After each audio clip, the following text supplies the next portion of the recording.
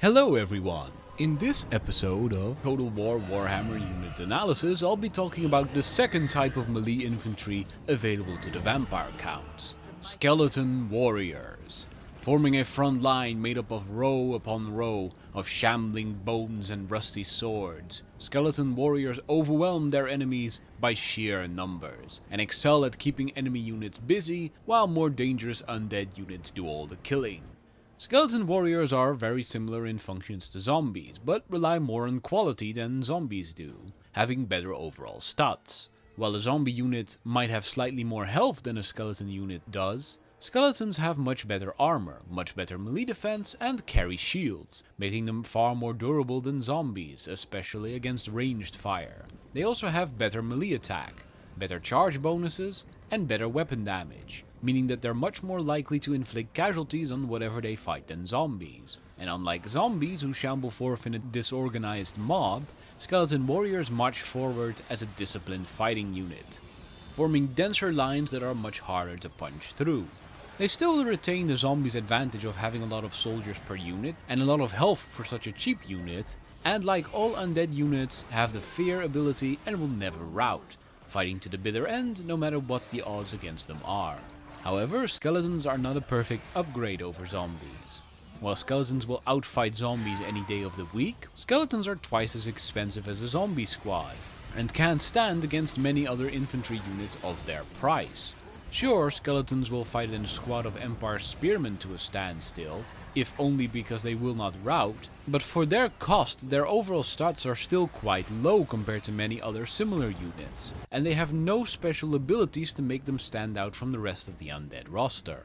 As such, most people will use a few squads of skeleton warriors as their front line, more so as sacrificial units than as the core of their force. Alternatively, some people use skeletons as the backbone of their force, taking them in great swarms and supporting them very heavily by more powerful specialists who do all the heavy lifting.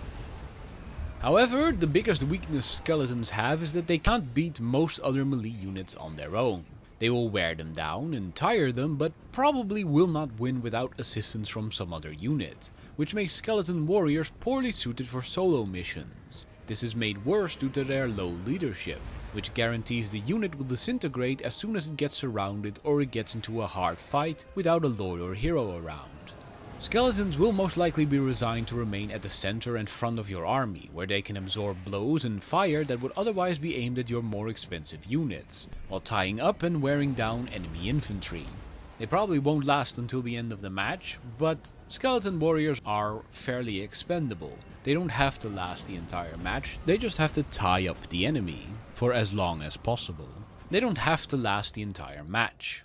There's also a variant on skeleton warriors known as skeleton spearmen. These are virtually identical to skeleton warriors, but are armed with spears instead of swords and axes. They get a bonus to their melee defense at a cost to almost all their offensive stats, and they're more expensive.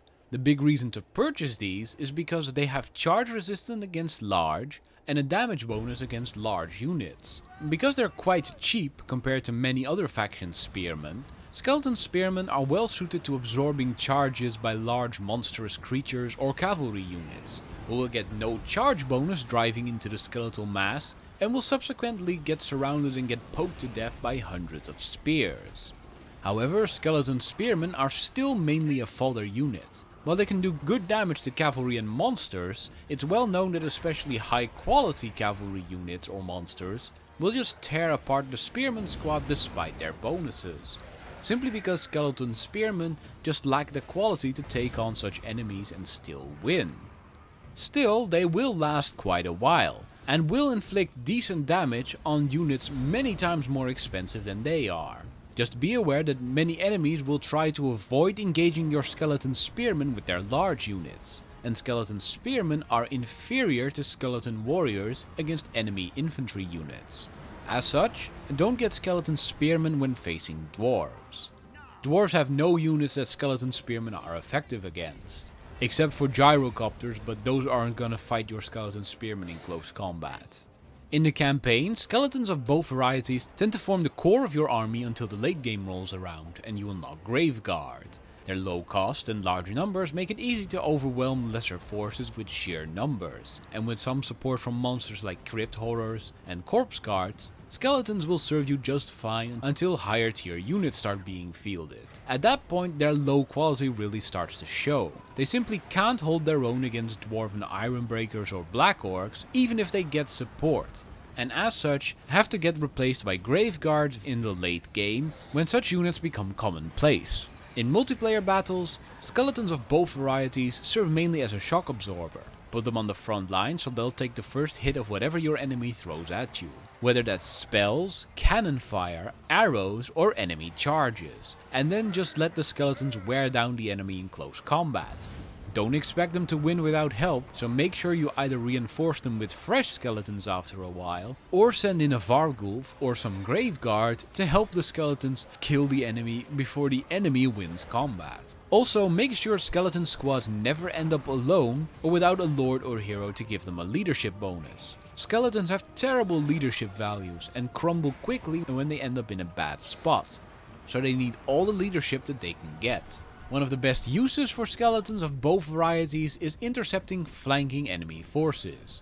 Skeletons might not win a straight up fight against such units and aren't as disposable as zombies are, but because they're faster they're better able to intercept enemy flankers, and even though they probably won't beat the enemy flankers, they will still last a while, delaying the enemy's flanking maneuver until you either win the battle at the front or have the ability to send units that can kill the flankers. Skeleton warriors should be reserved for tying up enemy infantry, while skeleton spearmen should be reserved for tying up and intercepting enemy cavalry or monsters. There's also a unit of renown of skeleton warriors, known as the Konigstein Stalkers. In addition to a stat buff, these guys have two main upgrades over skeleton warriors. One is that they're significantly more heavily armored.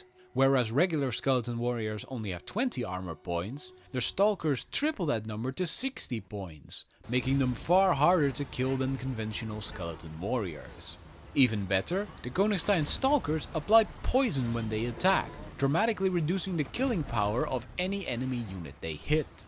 Unfortunately, the Konigstein Stalkers cost 600 gold to purchase, making them twice as expensive as a single squad of skeletons. Even so, the Konigstein Stalkers vastly outperform skeletons on the front line thanks to their superior armor. And since they'll poison whatever they hit, they will not just reduce damage that they suffer at the hands of those units, but also any damage that those units that they hit inflict upon any other units that they're fighting at the same time. Thus, the Konigstein Stalkers perform especially well as the centerpiece of your front line.